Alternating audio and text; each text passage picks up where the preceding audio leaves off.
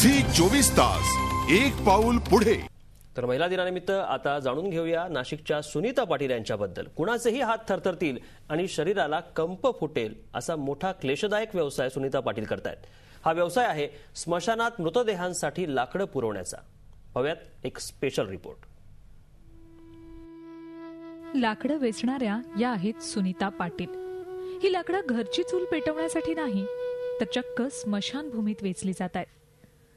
जो व्यवसाय समाजात सहसा स्वीकारला जात नाही असा मृतदेहांसाठी लाकडं पुरवण्याचं काम सुनीता पाटील करतात आणि तेही सेवाभावी वृत्तीनं।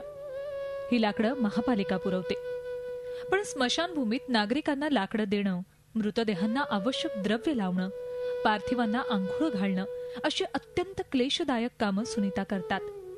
कित्येक वेळा बेवारस मृतदेहांना अग्नी देण्याचं अत्यंत कठीण काम सुनीतांच्या वाट्याला येतं।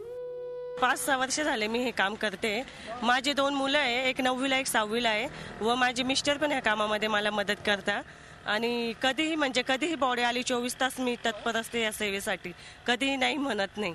स्मशानात लाकडं पुरवण्याबरोबरच सुनीता यांचं अंत्यविधीच्या सामानाचं दुकान आहे। त्यातून मिळणाऱ्या 2 पैशांनी त्यांच्या संसाराला हातभार लागतो। सुनीताचे आई वडीलही हाच व्यवसाय करत होते। सुनीतानेही मृतदेहांच्या सेवेचं हे व्रत सहज स्वीकारलं।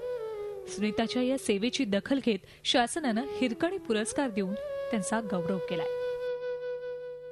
लोकांची काही इच्छा असली तर कोणी मला देत असलं तर मी सांगते की दानपेटीमध्ये टाका।